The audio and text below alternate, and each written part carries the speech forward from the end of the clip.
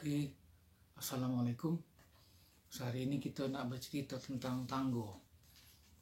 Tanggo dalam arti berhubungan dengan nama tempat di Palembang. Jadi uniknya di Palembang itu ada beberapa tempat yang namanya diawali dengan kata-kata Tanggo. Kalau di Indonesia kan dia cengkila pacak kita sebut sebagai tangga. Nah, yang paling terkenal itu ialah Tanggo Buntung. Jadi siapa yang tidak kenal Tanggo Buntung, bukan semata-mata rute angkotnya atau rute opletnya, ada pasar Tanggo Buntung dan seterusnya. Jadi nama itu sangat populer. Mungkin kalau di Indonesia ini kalau ditanyakan tentang Tanggo Buntung, buat yang literasinya bagus, mungkin pasti sebagian pajak menyebut itu identik dengan Palembang. Nah, selain Tanggo Buntung itu ada nama Tanggo yang lain sebenarnya. Kalau kita mulai dari Parak Tanggo Buntung itu ada namanya Tanggo Tanah. Tanggo Tanah ini posisinya biar mudah itu kita disebut di 30 Ilir, di dekat masjid atau di Parak Masjid Suro, Masjid Al-Mahmudiyah. Itu namanya Tanggo Tanah. Terus lagi ke arah Pasar 16 Ilir ada nama Tanggo juga, tapi di kawasan Pasar 16 Ilir itu namanya Tanggo Saleh. Nah, cuma nama Tanggo Saleh ini sudah semakin berkurang mau menyebutnya. Jadi mau main hari tidak kata yang tahu, bahkan kalau kita cek di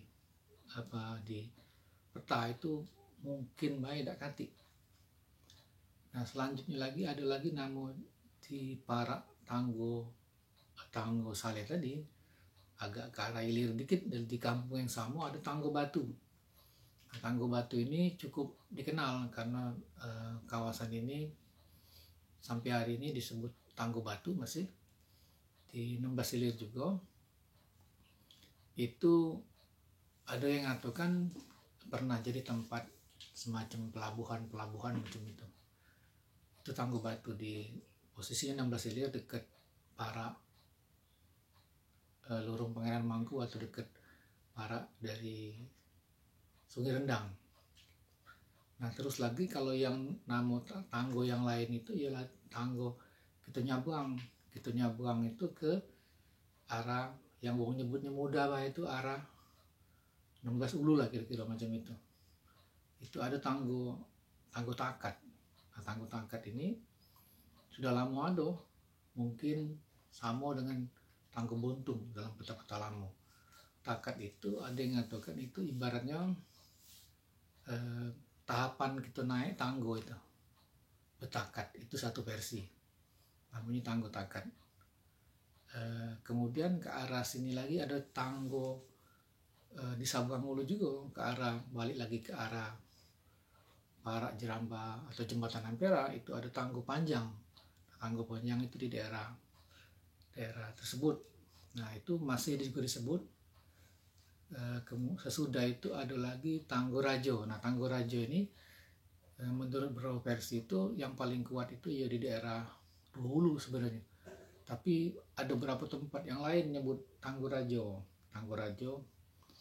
Jadi beberapa titik itu ada yang mengatakan Tanggo Rajo ini asal tempat itu pernah diliwati oleh rajo, sultan atau penguasa. Itu disebut Tanggo Rajo. Nah, makanya kemudian juga di luar dari museum SMB 2 itu ada yang namanya Tanggo Rajo juga. Sebenarnya dalam peta lama itu, dalam putu lama ada disebut Steiger dari rumah residen yang dulunya sebelum menjadi museum SMB 2. Sebelumnya lagi ada pernah jadi markas Komando Teritorium Sumatera. Di zaman Belanda itu dijadikan sebagai rumah residen Palembang. Nah, itu nama Tanggo. Jadi beberapa titik disebut Tanggo Rajo. Dan yang unik juga di beberapa tempat lain, di kota lain ada juga Tanggo Rajo, karena mungkin ada kesamaan juga. Di Jambi itu ada Tanggo Rajo. Dia lebih populer namanya di sana. Jadi itu tentang Tanggo. Nah, sekarang mungkin yang jadi pertanyaan kita itu apa dia arti Tanggo.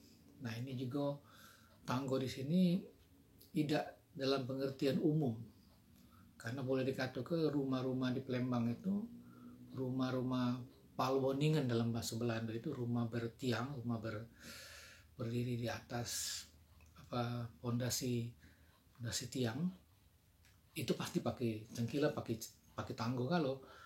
Nah, cuma tanggo di sini pengertiannya lebih dari itu. Jadi bukan cuma tanggo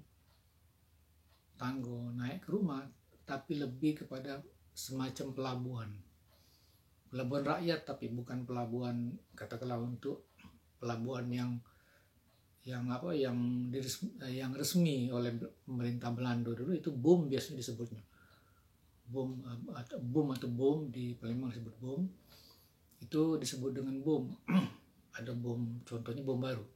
Nah, kalau yang lain-lain itu tadi karena tumbuh dan berkembang di masyarakat, itulah dia menjadi tempat katakanlah tempat, kalau bahasa di darat ini tempat parkir perahu-perahu dengan jumlah yang banyak.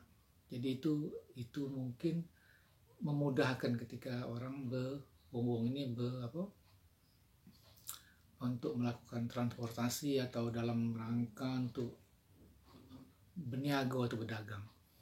Jadi itu mungkin itu segini. Oke. Assalamualaikum.